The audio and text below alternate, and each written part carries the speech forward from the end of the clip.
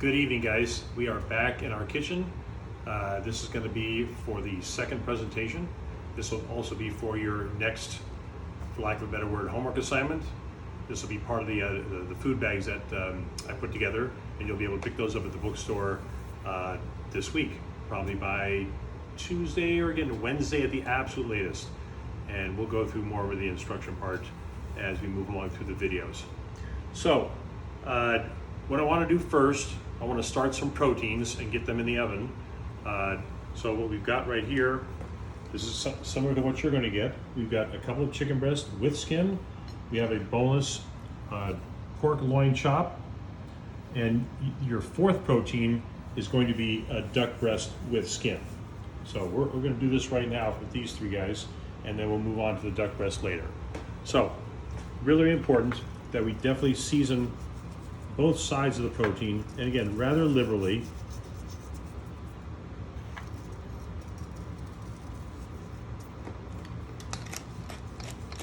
If you have a pepper grinder, that's fine, go ahead and use that.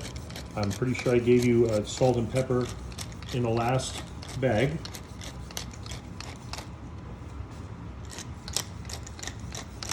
Just get a much bigger, bolder flavor when you've got the fresh cracked black pepper. Okay? So, what I want to try to illustrate with doing the chicken and the pork right now is that we don't want to aggravate the chicken. We want to just put it into the pan, let it do its thing. We want to get some really, really nice color on the chicken as well as the pork.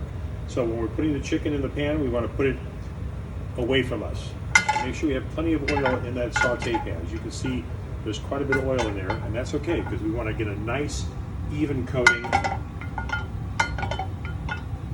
of oil, so we get a nice even coating or a nice even browning of the chicken.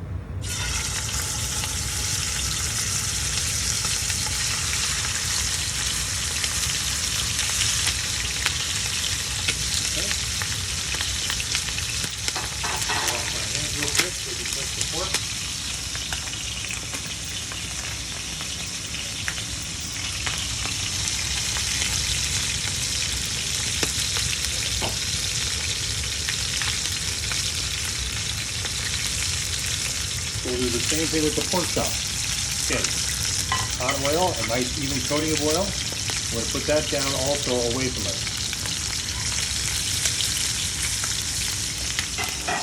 Wash my hands again.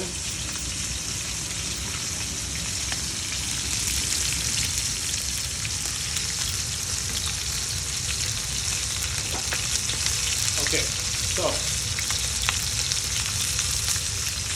what we want to do next, we want to get the other side seasoned with some salt and pepper.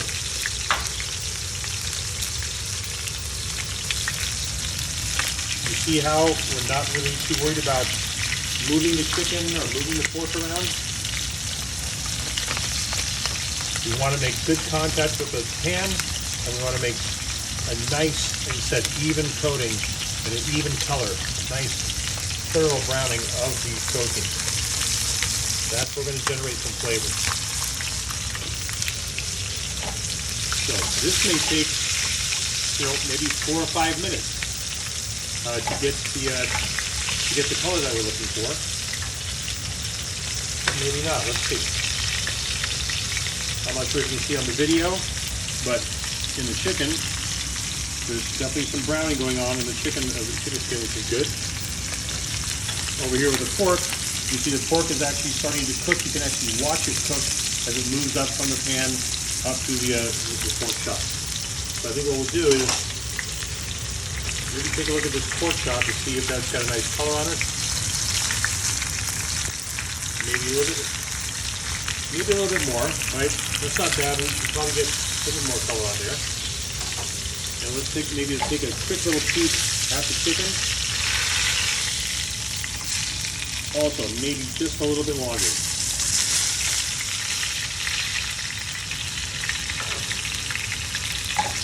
So let's talk just briefly about the 4 sauces we're going to make today. The first one's going to be a sauce bordelaise, and the second one is going to be a sauce albufera. The third one will be a sauce chasseur. And the fourth one will be a sauce bigarade. And that's the one that's going to go with the duck breast.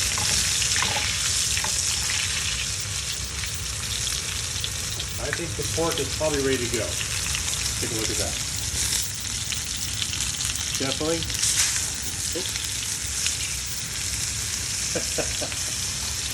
My wife got a little nervous. All right, let's do the chicken. I think we're probably ready to go on the chicken as well. Yeah, that looks great. Okay, that looks fantastic. So we're going to take both of these pans and we're going to go into the oven. So we've got about a 425 degree oven. We'll go with the pork first.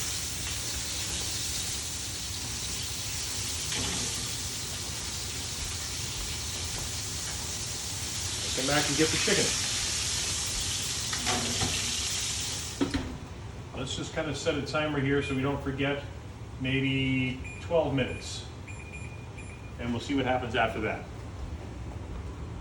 That's definitely the first step, is getting those proteins dialed in, because we don't want to have to wait for the proteins to cook while we have the sauces ready to go. One thing, I know I mentioned this in the canvas shell, a disclaimer about the previous sauces that we made. Those were definitely integral sauces. These are going to be considered non-integral because we're going to be using them with different stocks, different flavors, and they're going to be kind of a multi-dimensional sauce that you can use with various proteins. So when we come back, we're going to address the first sauce, which is going to be sauce bordelaise. Okay? Thanks.